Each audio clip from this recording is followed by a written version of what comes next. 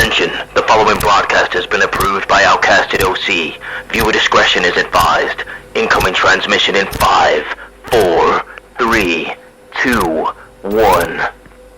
What's up guys, Mugen Ross here giving you this week's Smackdown review. This is the last Smackdown that will be on the Fox network. It goes back to USA network next week.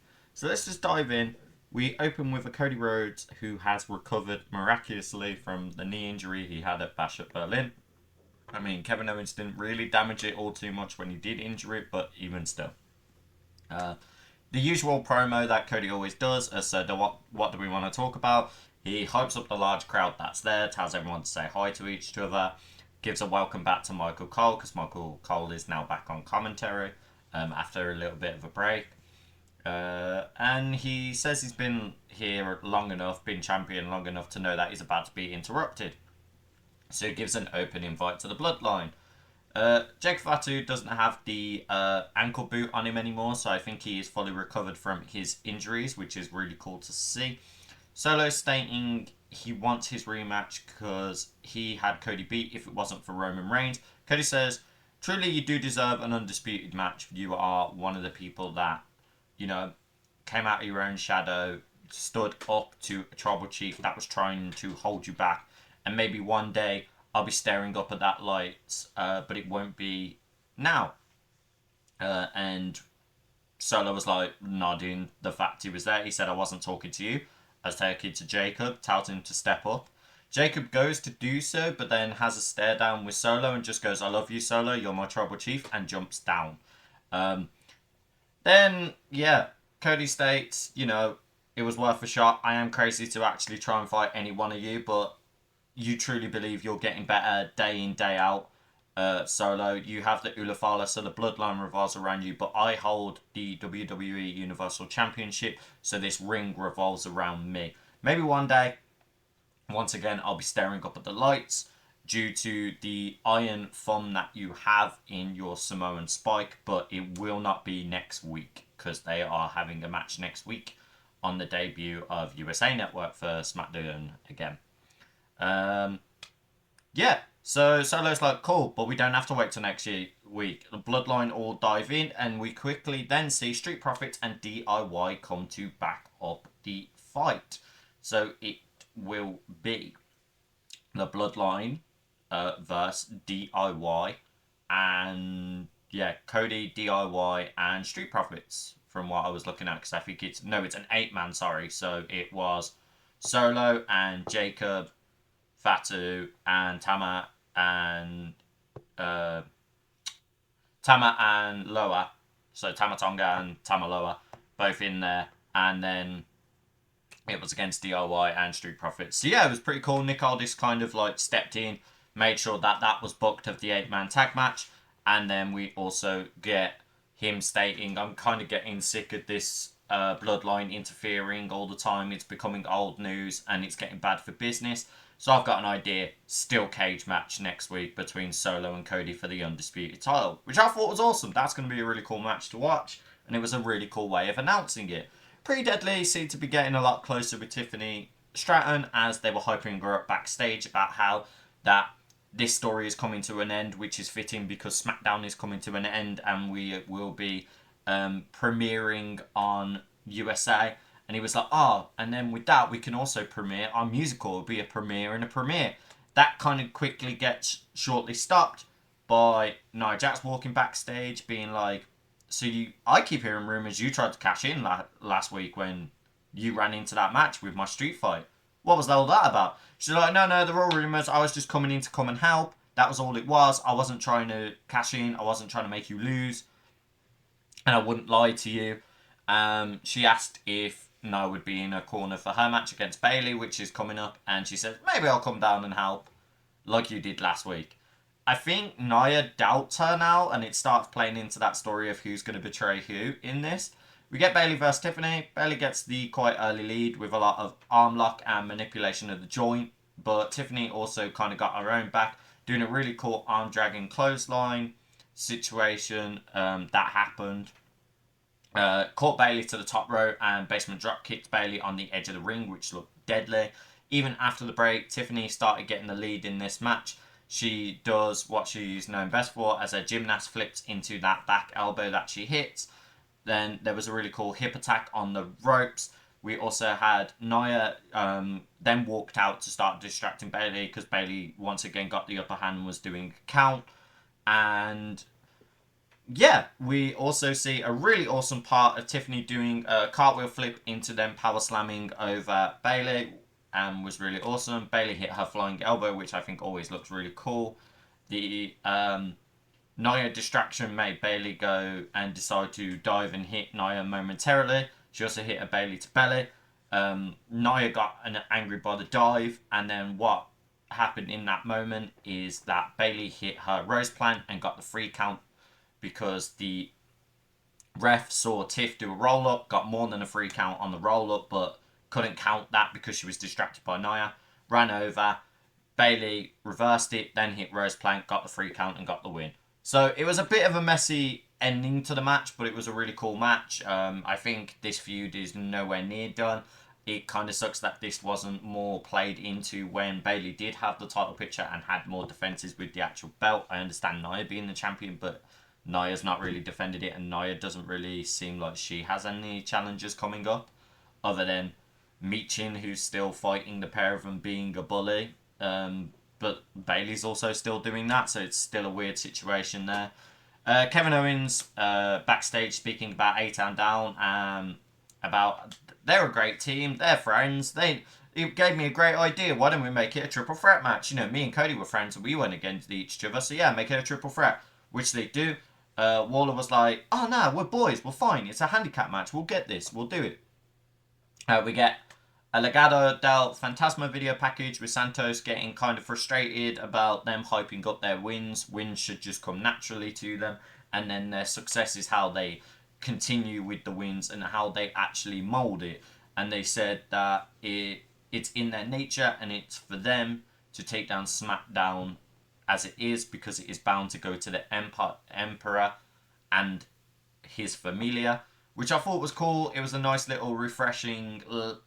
LDF haven't finished yet, and LDF are still being used. I hope they start booking them a bit more fairer in their odds of making them look strong again, we hope. We have Giovanna Vinci debut. The theme was kind of ass, and it was alright, but it wasn't great. And then what was even worse was the match, because it wasn't a match. Apollo won in 3 seconds. As Vinci was taking off his jacket and showboating, he literally got rolled up. Like, I can't make it up. That's actually awful. We've waited months and months to see what they were going to do with him away from Gunther, and after the disrespect Gunther did, we wanted to see how he was going to rebuild himself. He came in as this cocky, arrogant guy, and I was ready for it. I was like, cool, this guy's flexing, he's got the muscles, he's flexing, he's got the money. Let's see how he performs in the ring. And we got none of it. We literally got screwed out of a match for this, and I think it was stupid. Just because he couldn't take a jacket off. That's all it was. So, yeah, I don't like that. I didn't like the booking. I thought that was arguably the most biggest miss of this SmackDown. Because a lot of people were tuning in to see what Giovanna Vinci was going to do, in my opinion. We now have Chelsea Green speaking with Nick. Nick about the assault that happened with Julia, knocking her down. And also then starts taking the mick out of Michin when Michin walks in. And yeah, Nick Aldis is like, I'm always one for expression, so I really like the one about when you get knocked off the horse, you get back on. And that's what you're going to do. You're going to go in against a match against Michin. So this was another interesting one where I was like, okay, cool, we'll see where this storyline also progresses. We get the triple threat match, as I said, with Kevin Owens versus Austin Theory and Grayson Waller. Kevin makes quick work of throwing them both out and cannonballs both of them. Waller and Theory did have moments where they were trying to team together on Owens, but Owens was still going to those places that he is always known to be as the prize fighter, where he can come out on the 2v1 situations. Really cool spot of where we see Waller get put through the table like it was nothing from Kevin Owens doing it. We see a string of right hands between Theory and KO. Waller was still out from being thrown into this table. We get a huge elbow hit that KO counters. Then Theory does his rolling stunner, which also then got countered. Owen hit his senton and a swanton, and Waller dives in, saving Austin, and goes to strike Kevin down. Austin hits the rolling blockbuster, and Waller then slides in to go to do the pin. Fury's like, what the hell are you doing? Drags him off. He's like, I hit that. I should have got that. We both meant to pin him together. And after like kind of heated back and forth, they both go to the top rope to try and stop it, which then got countered again. We get a rolling senton that Waller then starts breaking up when the count happens, and then he also gets counted by the top rope. KO hits the stunner on Fury and wins. But Waller and Fury, after the bell, both hit their significant finishers to do extra damage to Kevin Owens and stand strong over them, and have now set up a match for next week, being like, forget it, let's do a tag match where Kevin Owens has to find a tag partner so we can beat him up all over again. Which I thought was a bit weird, but they're still carrying it on. It is what it is. We now have LA Knight have a promo about his 2 successful defenses and why it's a big deal because his predecessor only had 2 defenses in 10 months, which I thought was a very cold line. But yeah, as soon as he starts talking about that, Carmelo Hayes interrupts him, states, if anyone should be gloating, it's me because he's 2 up on Andrade and he is next in line to defend the belt. Well, next in line to go for a title defense, so he's going for the belt. But LA Knight was like, the difference between me and you is you talk about how you had matches of the night and everything like this. All I care about is winning. Hence why I'm champion and you're not. Andrade comes out and says, take it easy, Melo, and says, yes, you beat me twice, but I've also beat you twice. Looks at LA Knight, and LA Knight is just annoyed by the 2 of them. Says, look, I'm a busy man. If you 2 want to fight over who's going to get their head dropped by me, then go ahead. Andrade speaks in Spanish and says how he will be champion and that LA Knight isn't fit to be a champion from how it sounded with the El Campeon and everything like that. He very much came across like, I've been here, I did the work before, I've done the graft, I'm a better wrestler than you. And yeah, they got in each other's face. LA Knight was like, I didn't understand the words you said, but watch your tone. Use your inside voice before I throw you your keister on the outside. And then Andrade gets in his face and starts poking at him, going, you didn't hear what I said? Getting more angry. Fight breaks out between all of them, but LA Knight gets the best of both of them, hitting both of them with BFTs. So it was pretty cool. We now get Chelsea Green versus Michin, and Michin's still got the ribs taped up and hurting. Chelsea Green with a very nice open to the match with a clean send-off and then going and knee striking straight into Michin's ribs, already knowing the game plan was to carry on damaging Michin where she was already hurt. There was a huge drop kick and she also did a submission hold which would crush in the ribs. Michin did get a counter with a Hurricane Rana and a basement kick. There was a huge chop and knees to the face when Chelsea was tied up on the ropes. We also see Piper being the main distraction of this match, which cost Michin in the vital moments because Michin, when the ref was looked away, got hit with a running senton from Piper, and then Chelsea hit the Unprettier for the win. Quick, easy match, nice little stuff between them. Still builds the feud up a bit more of Chelsea and Michin going back a bit more. I would like to see a Nia versus Piper storyline coming out of this because I think the 2 powerhouses defending their like more high flyer counterparts would be a really cool storyline to go into it, and that's what I want to see. We have a backstage interview with DIY and Street Profits on how they have a lot of common goals and respect here, and how they're tired of the Bloodline and no one in the Smackdown tag teams want the Bloodline to hold those belts for as long as they are trying to. Street Profits basically just make a secondary point of, look, you guys have only quickly been here. We've been here for 4 years dealing with this. But if it means we have to tag with you to stop them, we're here for it. And Street Profits are up because we want the smoke. So they go for the fight. This fight is so chaotic. It goes straight into a brawl. We see a huge double drop kick from the Street Profits when Johnny Gargano hits like a jaw breaker as well. Onto Jacob Fatu. The match starts slowly coming into a normal match. And it opens with Tangaloa versus Dawkins. Dawkins and Ford very quickly start hitting a huge combo onto Loa. And then Tama Tonga gets very quickly tagged in and gets a combo of his own. Ford fell into Gargano, tagging Johnny. Johnny hit his signature spear on Tama Tonga, and then Ciampa tagged in.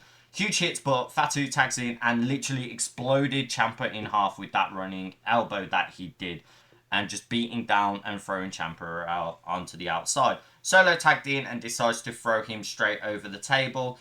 And then after a commercial break, we see Fatu tag back in and beat him down.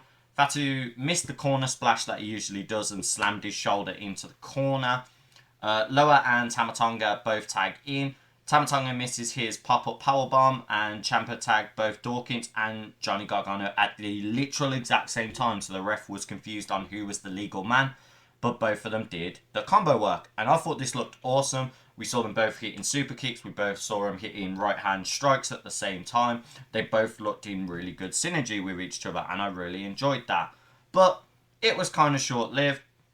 We see in the moment where Fatu gets the momentum back and starts taking out everyone.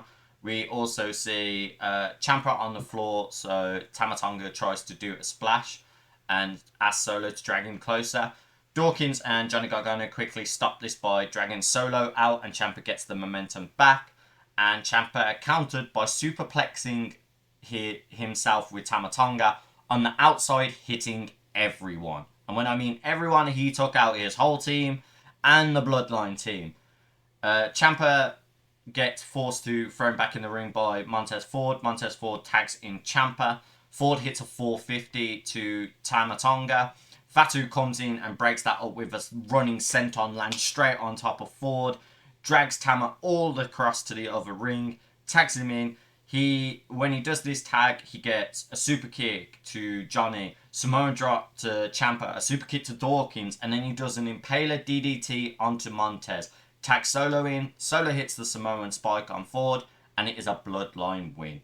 So, this whole time, Bloodline is still coming up on top and looking strong. I think the equaliser in this was the fact of Fatu not having the boot and being able to show the powerhouse of who he truly is, and he is standing out from Solo. And I like that direction that Cody tried to push it into, of the whole, no, I'm giving it Jacob Fatu. I don't care what you do. I want to give it to Fatu. But let me know what you guys thought of this SmackDown. I will say it was very much a weaker SmackDown. It's hence why I've been quite fast with this review. It was very hard to power through some of these segments. I just felt they didn't blend or had nice synergy. It was like 1 minute we had a backstage and then we're going straight into the match. There wasn't like a cohesive flow with it like there normally is. And it felt very kind of like a filler episode of SmackDown, especially when it was like their go home, say goodbye to SmackDown show. But hey, maybe the debut next week of it being on the USA Network will grab a lot more eyes, especially with that steel cage match on the way. But as I said, let me know what you guys thought. Don't forget to like, subscribe, hit the bell notification so you never miss when we upload a video, and comment what your favourite part was. And I will see you guys all on our next review. Bye for now.